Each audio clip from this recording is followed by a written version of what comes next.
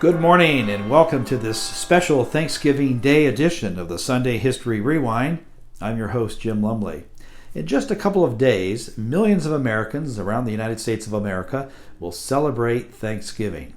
Abraham Lincoln was the first president to make this an official national holiday back during the Civil War in 1863, but the history of Thanksgiving goes way back to the year 1620 when hundreds of brave Europeans boarded a ship called the Mayflower in September, and they set sail for a new adventure in the New World. 102 of those passengers were what we call pilgrims or separatists, and they were fleeing religious persecution from the Anglican Church in England. Now, there are some myths about Thanksgiving, but there's also some truths that we need to remember. So we're going to feature 3 videos today. One is appropriate for children, explaining the history of Thanksgiving. It's an amazing story of a voyage that almost didn't make it. In fact, they were supposed to arrive at the Jamestown settlement in Virginia, but due to weather, they settled at Plymouth Rock in Massachusetts. And they formed our first government, and that agreement, signed by 41 men, was known as the Mayflower Compact. So take the voyage with me today as we look back at the history of the first Thanksgiving here on the Sunday History Rewind. Even if you're not an American, you've probably heard of the holiday. But the image of pacifist settlers singing Kumbaya alongside the natives is all wrong. The story begins on a cold pier in England in August of 1620, when 120 men, women, and children stepped onto 2 English merchant ships in Southampton Harbor bound for the Americas. Both vessels seemed to be held together by spit and prayers. The Speedwell was so old it had fought against the Spanish Armada in 1588, and the Mayflower was such an ungainly transport ship that it could barely sail into the wind. And since the North Atlantic in the fall and winter is nothing but westerly winds, it was the absolute worst ship to try and attempt a crossing with. But somehow the Mayflower had made it to the Americas twice before, even if it had taken twice as long as normal. Luckily, these would-be colonists were determined. They had to be. They were Brownists, religious dissenters from the Anglican Church of England. You see, the Brownist beliefs were relatively simple. The first, that only the word of the Holy Bible was infallible. The second, that individual churches and their local communities should have more say and autonomy in the goings-on of the church. Both these beliefs were aimed at jettisoning the corrupt power structure of the old Catholicism. That didn't happen. As the new church started looking more Catholic by the day, the Brownists bought themselves a printing press and began passing out leaflets that opposed it, which led to the Brownists becoming intimately familiar with the inside of London's prison system. They got such a bad rap that Shakespeare even mentions them in one of his plays, Twelfth Night, where he says, "I had as gladly be a Brownist as a politician." Not exactly a flattering comparison. So the Pilgrims decided to risk it all as a startup colony in the Americas, creaky boat and all. It would be an English colony, but one not bound by religious politics. So they set sail and braved the rough fall seas in August of 1620. They hadn't even made it out of the port, though, before they found that the Speedwell was taking on water, so they pulled over in Dartmouth for repairs. Undaunted, they shored the leaking boards and set out again, to a new life, and watched with glee as Land's End and Cornwall slipped away behind them, only to turn around and immediately see it again. The Speedwell had recently been refitted with a larger mast, and somebody had clearly botched the job. The ship was going nowhere. So 20 people agreed to stay behind and bring more of their congregation with them the next year, and 102 crammed onto the already overloaded Mayflower, finally leaving again on the 6th of September. Or maybe it was the 16th. No one's actually sure. The calendars in that period are a bit wonky. Their trip was mercifully dull after recent events. But halfway across the ocean, the Pilgrims' good luck set back in again. A storm and strong winds hit. In the middle of the storm, a deep snap echoed through the ship. A main beam had cracked. So they pulled a spare from the hold and tried to reinforce it. But the buckling was so severe that it wouldn't stay in place. That meant it was time to turn around and go back to England. Again. The delays had already exhausted all the Pilgrims' money, and for them, that wasn't an option. So they decided to try something else first. They had brought a great iron screw with them as cargo, likely a piece of the exact printing press that had gotten them kicked out of England in the first place, and used that to raise the new beam into place. Somehow, it held long enough to get them across the Atlantic. They sighted land on 9th November, just off Cape Cod, then turned south for the Hudson River Valley, hoping to move closer to established colonies and warm weather. But hard winter currents forced them back to Massachusetts, where they set up anchor in the natural harbor of Provincetown. Knowing that their previous claim on this new land had been dodgy at best, the settlers agreed to draw up a new contract for their colony, styling it the Mayflower Compact. It organized them as a civil body politic created for the general good of the colony, where issues would be decided by vote. This set of rules and beliefs set down by the Pilgrims has since been called the world's first written constitution. The men of the ship put their names to paper, and they all signed the agreement together. And within weeks, they would all begin dying together. Scurvy and illness took hold of the boat, and as the first snows arrived, it turned the ship into an icy tomb.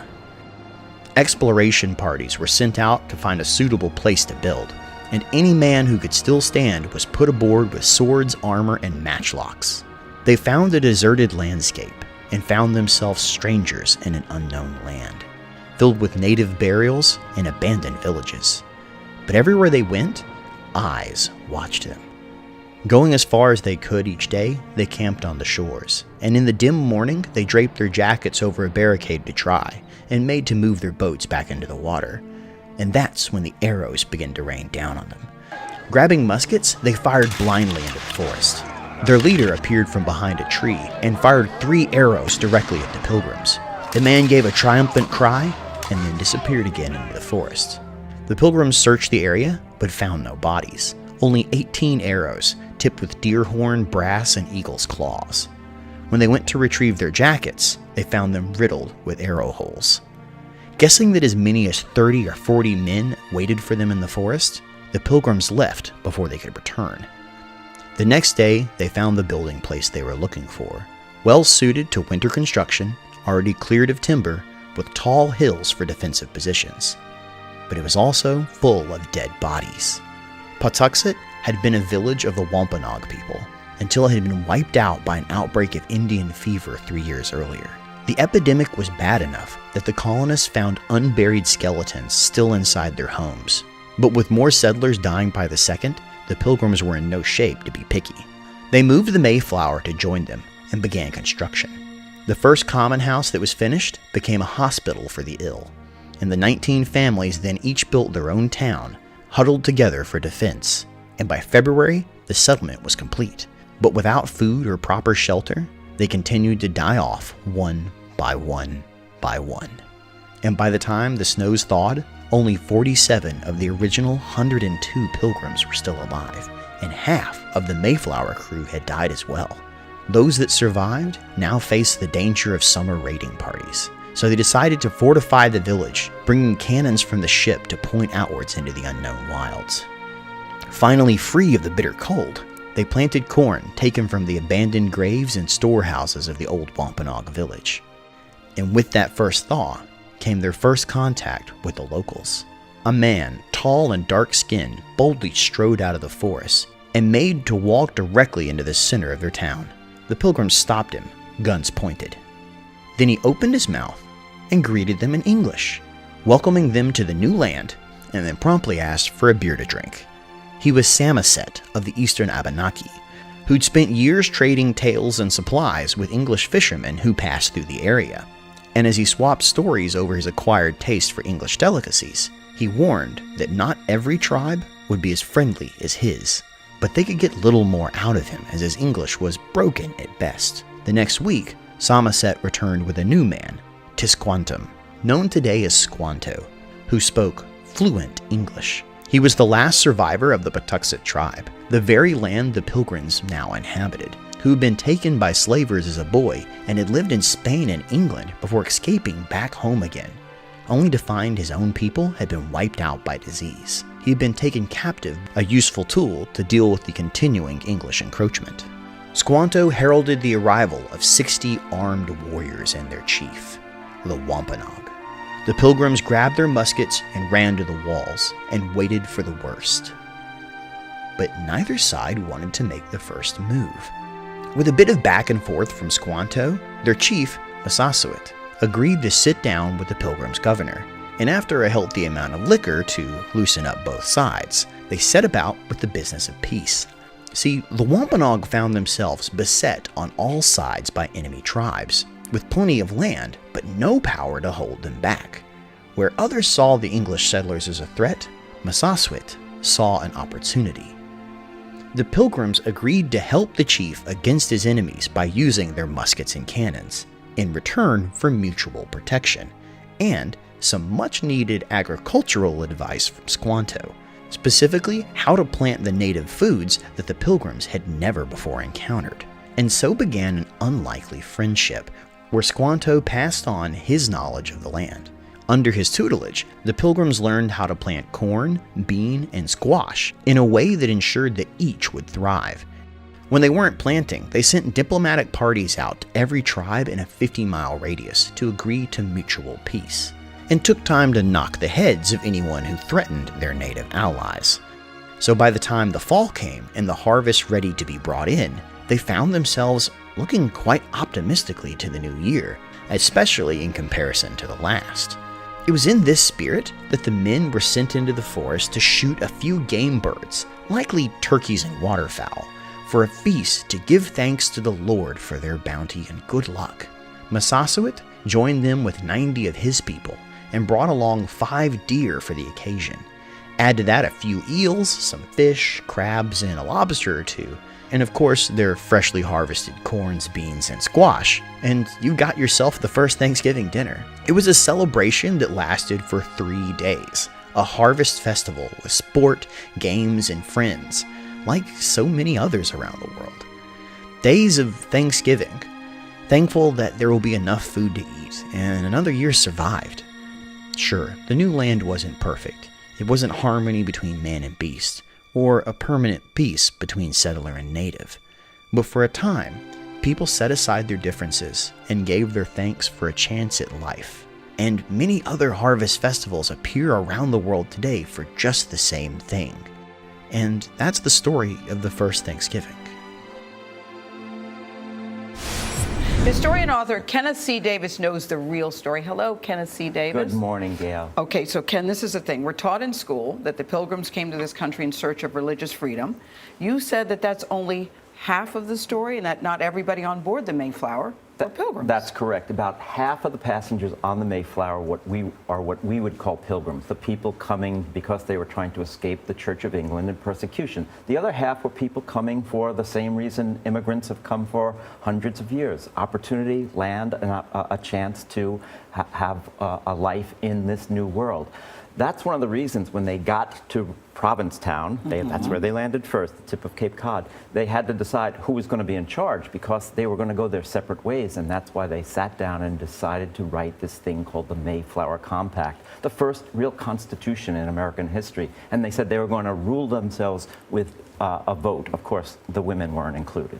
How many people who came aboard, how many did you say, it was 100? It was about 100 passengers. Yeah. Who survived the trip. One child born on the trip named Oceanus. Yes. And when did they begin celebrating Thanksgiving? well, what we think of as the first Thanksgiving, this is where the legend and the myth gets layered on. October 1621 is the first feast to celebrate a harvest. They didn't call it Thanksgiving. Thanksgiving to them would have meant a day of prayer and fasting, not what most of us have in mind for this Thursday. Not at all. What did they serve? Well, they did have turkey, but wild turkey, not the butterball we're talking about right now. But a lot more seafood, obviously. They were camped out next to the Atlantic Ocean. So there was cod. There was eel. Eel is a great protein. Oh, I love eel, don't you? No. Isn't it on your menu for Thursday? Not even kinda. No, and Squanto, this famous Indian who could speak English, imagine that, taught them how to catch eel, also to... Wait, Squanto could speak English? That's right. When the Pilgrims arrived in 1620, they are there for a few months, and one day somebody walks into their camp, a kind of bedraggled Native American, and speaks English. And he comes back a few days later and brings another man named, we call him Squanto. That was probably not his real name or his native name. He could speak English. They had met European sailors, English sailors, for many years. This is part of the myth also. Sailors had been up and down these coasts for a long time looking for cod. Right.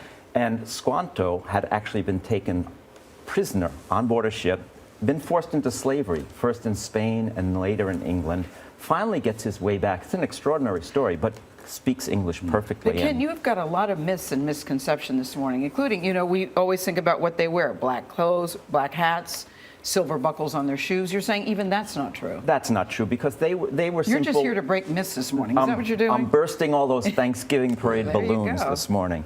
They wore the simple clothes of English farmers. The picture with the black and the black hats is really an idealized vision of the Puritans who come a little bit later. And that's a kind of 19th century Victorian America idealized vision.